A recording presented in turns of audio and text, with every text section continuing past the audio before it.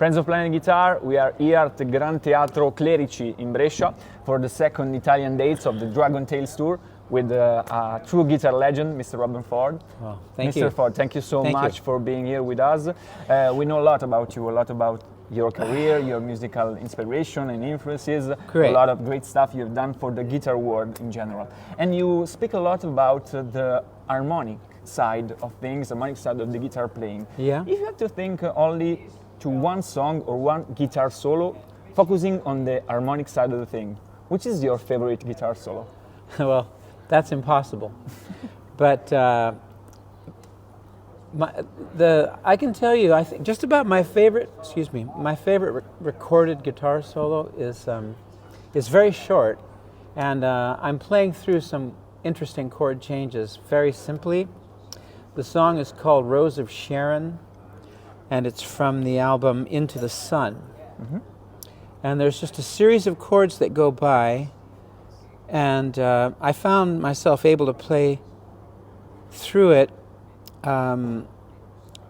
with basically just kind of one scale. Okay. And then at a certain point, I start playing in to the chords. Okay. So that's the harmonic, that's what Aspect. came to my mind. Yeah, it's like, okay, it's not in G anymore, you know. Okay. I'm moving with, the A minor, to B flat, to B. And at the same time, it sounds almost pentatonic, Okay. Like G. It just sounds kind of like G, but then these little moments. These little spots. Yeah. So I think of it, it's sort of like my Miles Davis kind of blue guitar solo. Yeah. Where I'm playing the simplest of things, and I feel that it really communicates in a way, that I'm very proud of, Yeah, thank you so much. Thank you so much. Yeah. You have created this amazing band just for the Italian tour, the Italian Dragon Tales tour, and for the upcoming album. You were gonna play with Mr. Larry Gorlick, and we are on the stage with Daryl Jones, with Gary Husband. Yeah. What is the special relation with Italy that you have? So with Italy? Yeah. Oh, well, I can tell you quite straightforwardly. First of all, Alessandro Galli, our promoters here. I've been working with them for a long time in many different configurations. Larry has been, working with Adolfo, with James Taylor. Yeah. Hey, does Adolfo promote the Stones? Yeah, of course. I believe he does. Yeah, we can confirm it. Has worked with Alessandro Galli, with the Rolling Stones. Gary, I think he's just met him for the first time, but Gary, I know him from playing with Alan Holdsworth, and of course he's been playing with a lot of great musicians. Billy Cobham on keyboards, so super talented guy. But specifically, working over here, with Adolfo Galli, I became good friends with. I would say, I know his family and everyone, and we've spent a lot of social time together, and I've made very good friends that way. You have built a relationship. True. Yeah. I mean, it's more than any place else in the world. I feel I have just a lot of friends. A good working relationship. The Italian audience is fantastic. It makes you feel good, and thank you so much. Yeah, it's a beautiful thing, man. Thank you so much. Thank you so much. The tour will run for 8 dates. This is the second one, and we are very excited for it. And you have promised that the tour will include some homages to the great, the one and only Jeff Beck. And also in the upcoming album, you were going to play some song of Jeff Beck.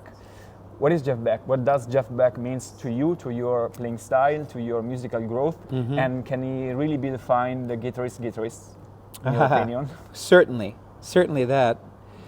I came to Jeff Beck later in my listening musical development, because I was so much more interested in jazz, generally speaking, that, the guitar players I listened to were blues players. Yeah. Some jazz players, I love Jim Hall, is my favorite jazz guitarist. But in blues, you find a lot more different sounding voices just the sound of the guitar, treble pickup, middle pickup, rhythm pickup. You know, there's pedals, amplifiers. Yeah, so much variety in it, and that's what turns me on. You know, is expression, sound, dynamics, and I didn't find that in jazz guitar so much. You know, so my listening habits went much more towards saxophone players. Okay. And of course, Miles Davis's trumpet. You know, so guitar. I feel like I'm just now starting to learn how to play guitar the way everyone else did a long time ago. Okay. So Jeff Beck, for me, has reintroduced the guitar to me in a much more guitaristic fashion. Okay. You know? Okay.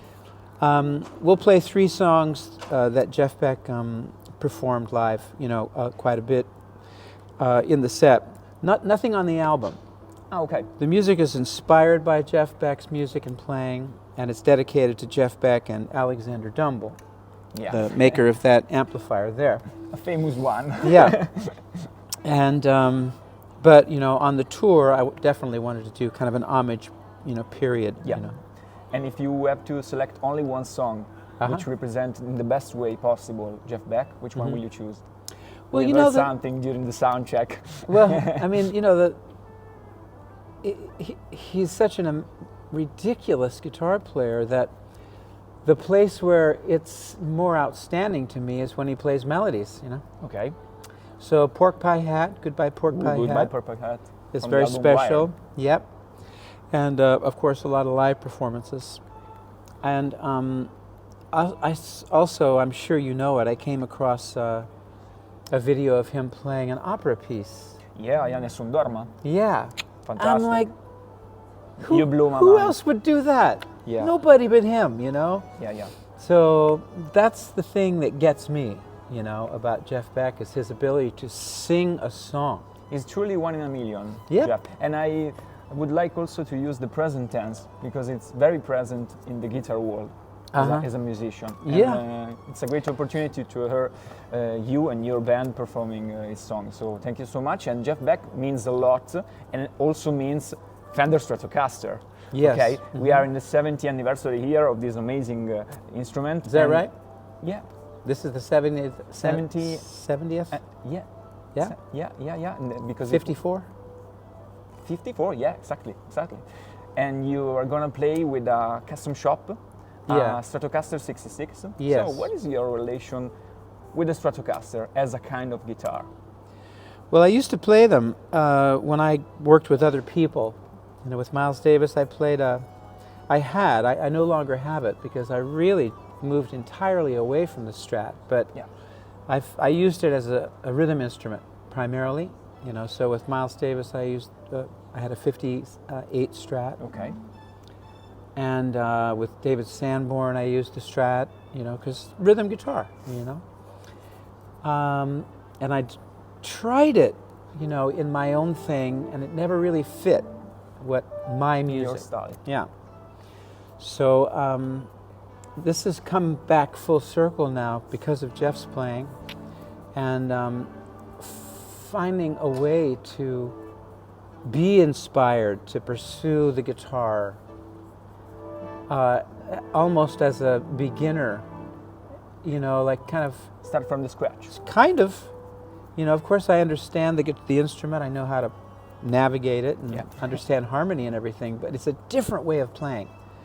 So it's much more exciting to me to pursue this than to pursue like how to play more ways, play through a 2-5-1, you know, it's like whatever, you know. This is, you know, like sounds and the sound. Vibrato bar, is really enjoying that. Using harmonics, tremolo.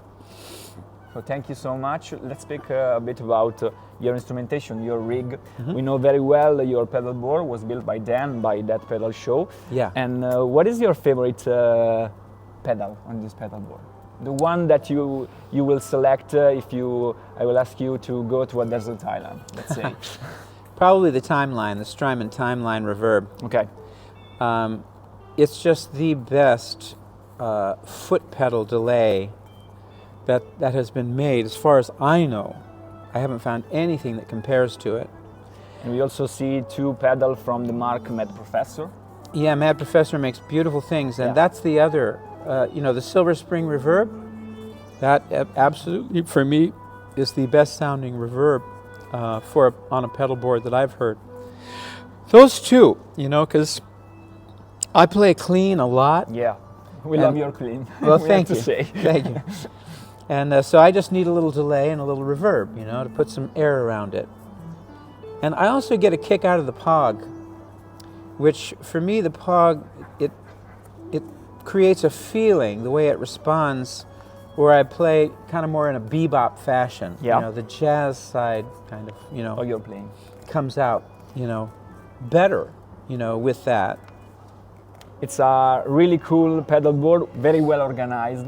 Dan, and yeah. and perfect for your sound. So I think that Dan has made an amazing job, Yes. And also seeing it on live, I can confirm it. Mm-hmm. I think that we are on it. Thank you so much for your time. Thanks, Ricardo. It was very, very inspiring for us. All right. We can't wait for you tonight in Brescia. And if you have the opportunity, fan of playing guitar, you have absolutely to come to see Robben Ford with his amazing band in this special Dragon Tales tour in Italy. And you will find the review of this concert, obviously, on Playing Guitar. Thank you so much. You're welcome. Thank you so much. Thank you. See you. May I say one more thing? Yeah. Okay. Sure. Something that I like to let people know is I have a teaching platform called the Robben Ford Guitar Dojo. Yeah. You're probably familiar with it, Yeah. right?